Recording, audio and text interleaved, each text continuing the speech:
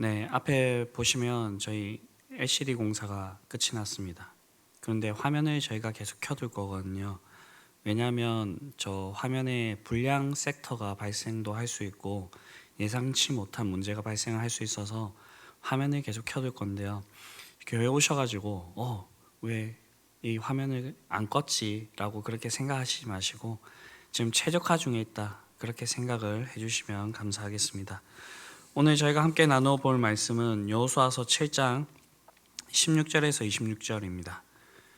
여호수아서 7장 16절에서 26절의 말씀을 저와 여러분들이 함께 합독하여서 그렇게 나누어 보도록 하겠습니다.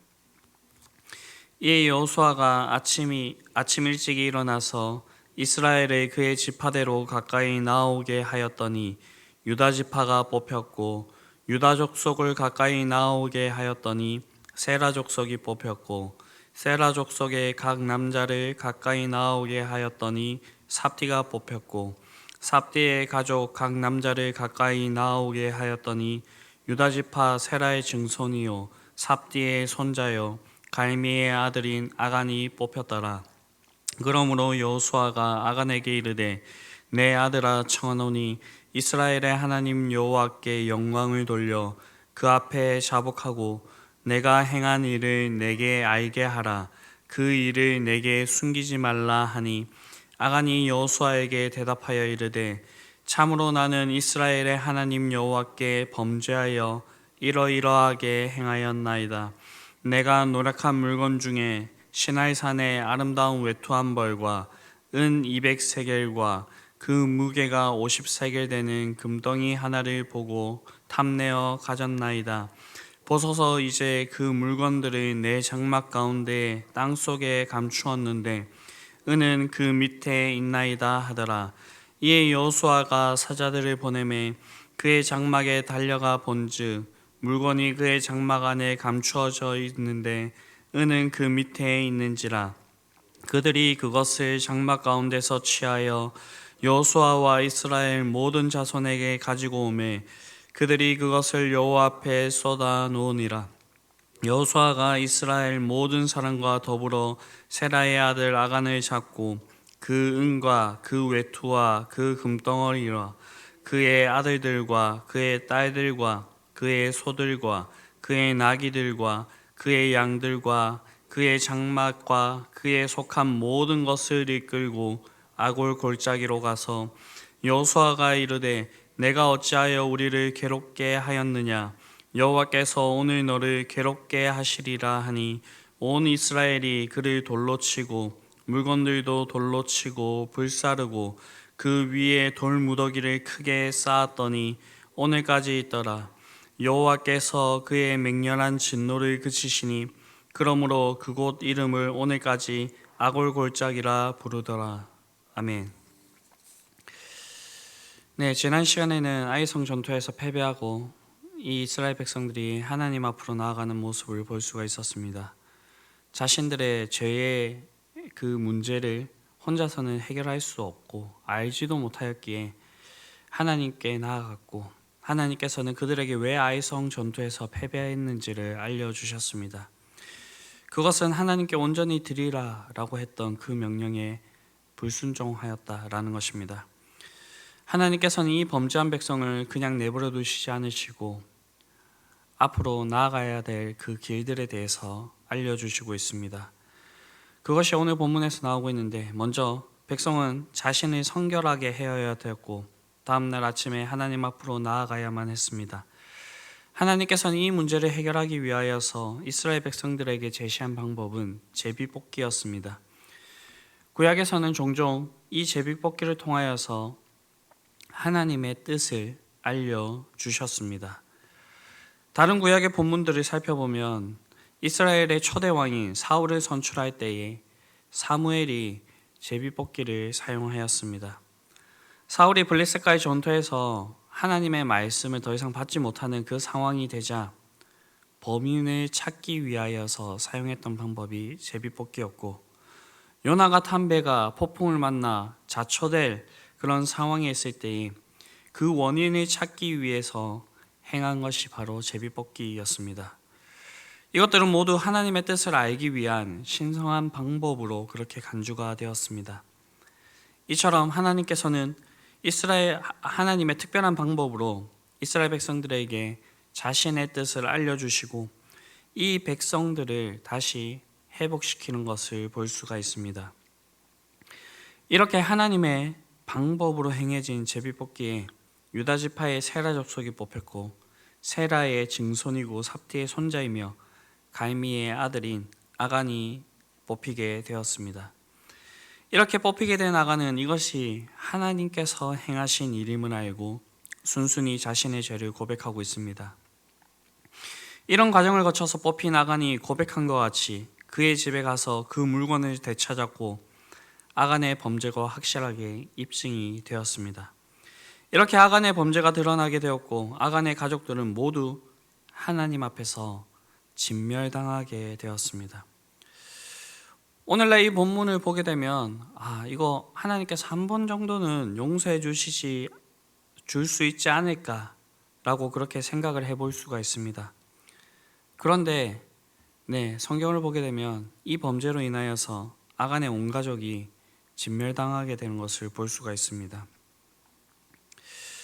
그런데 여기서 우리가 먼저 기억해야 될 것이 무엇이냐면 여리고 성을 점령할 때 하나님께서는 이 성을 자신이 온전히 받으시겠다라고 그렇게 말씀하셨습니다. 즉 아간이 훔쳤던 전리품들은 여호와 하나님께 바쳐야 될 그 물건이고 그것들은 하나님께 속한 거룩한 물건들이 되었다라는 것입니다. 우리가 이 성과 속에 대해서는 레위기서에서 잘 볼 수가 있습니다. 이 성과 속은 이 이스라엘 백성들의 목숨보다도 더 중요한 그런 구별이고 구분입니다. 그렇기 때문에 아간의 범죄는 단순히 개인적인 도둑질이 아니라 하나님의 영역을 침범한 불신앙적인 범죄였고 이것은 온 인류를 죄에 빠뜨리게 되었던 그런 하나님 자리를 넘보았던 아주 심각한 범죄라는 것입니다. 그렇기 때문에 아간의 가족과 그의 모든 소유물들은 진멸되어야 했으며 한 사람의 범죄로 인하여서 이스라엘 백성들이 모두가 고통을 당하였습니다. 마치 아담과 하와의 범죄로 온 인류가 죄에 빠지게 된 것처럼 이러한 일은 하나님 앞에서 거룩하기 위하여서 죄를 지은 개인의 사회적인 책임을 강조하기 시작한 신명기 시대에 이르기 전까지는 이런 율법이 더욱더 철저하게 지켜져야만 했습니다. 그렇기 때문에 하나님께서는 범죄를 저지른 그 아간과 그의 가족과 그 모든 기물들과 그 가축들을 진멸하고 있음을 볼 수가 있습니다. 이렇게 이 이스라엘 백성들의 죄의 문제가 해결되었을 때에 하나님의 맹렬한 진노가 그쳤습니다. 그리고 하나님과의 관계가 회복되게 되는 것을 볼 수가 있습니다. 이것을 통하여서 우리에게 죄의 문제가 있을 때에 이 죄의 문제는 반드시 해결되어야 됨을 볼 수가 있습니다. 서양에 있는 교회들이 동성애에 넘어가게 된 가장 큰 이유 중에 하나가 바로 사랑은 허다한 죄를 덮느니라 라고 하는 이 문구를 가지고 죄의 문제가 있음에도 불구하고 죄를 죄라고 하지 않고 덮으며 사랑으로서 모든 것을 포용해줘야 된다는 그 슬로건 아래에 죄의 문제를 해결하지 못하고 나아갔기 때문에 서양에 있는 그 모든 교회들은 동성애의 문제 앞에 이제 자유롭게 되지 못하는 그러한 올무에 걸리게 되었습니다. 죄를 죄라고 하고 죄의 문제는 반드시 해결해야 됩니다. 그 이후에 하나님의 회복이 있다는 것을 기억하시길 바랍니다. 그리고 오늘 본문을 통하여서 이런 아간의 모습은 앞선 본문의 락의 모습과 대조를 이루고 있음을 볼 수가 있습니다. 아간은 이스라엘의 민족이며 유다 지파였지만 하나님의 말씀을 어김으로써 그 민족에서 내침을 당하게 되었으며 그 가족이 모두 진멸당하게 되었습니다. 라합은 멸망당해야 될 그 땅의 족속이었지만 하나님에 대해서 듣고 믿음을 가진 행위로 그녀와 그녀의 가족이 구원을 얻게 되는 것이고, 그리고 그 가족이 대대로 이 이스라엘의 민족이 되어서 하나님의 그 백성이 되었음을 볼 수가 있습니다. 오늘을 살아가는 우리는 죄인이며 영원히 죽을 수밖에 없었던 이방인이었지만 라합과 같이 믿음으로 구원을 받았습니다. 예수 그리스도로 말미암아 우리는 하나님의 백성이 되었고 이 땅 가운데서 하나님의 자녀로 살아가게 됩니다.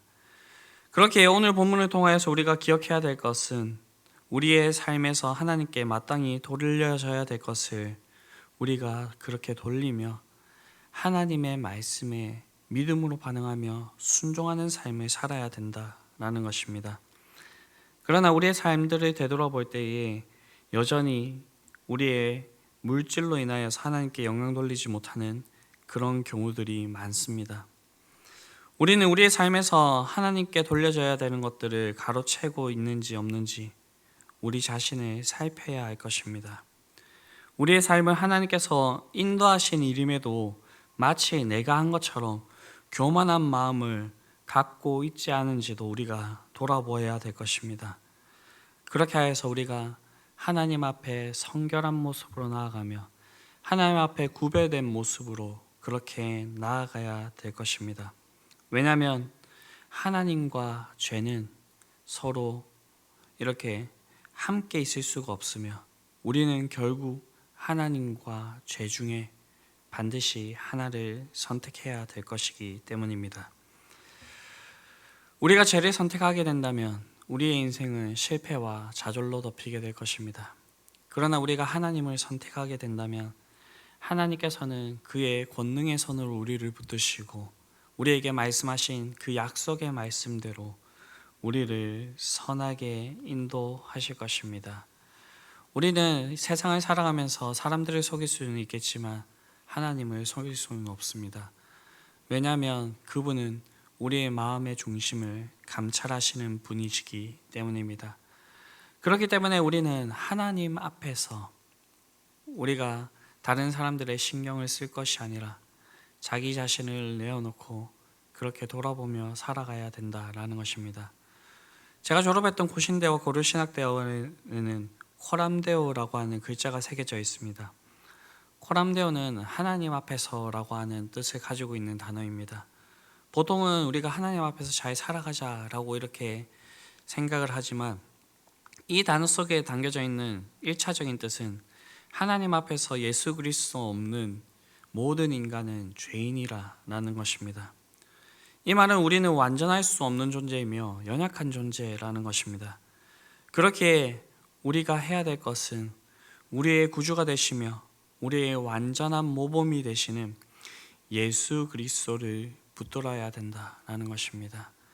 우리의 힘으로 할 수 없기에 하나님께서는 자신의 백성과 함께 하시기 위하여서 이 땅에 오셨고 예수님께서는 승천하시면서 이제는 자신의 영을 보내어 주셔 우리와 항상 함께 하시며 우리가 바른 길, 우리가 옳은 길로 그렇게 나아갈 수 있도록 우리를 인도하시겠다 그렇게 약속하셨습니다.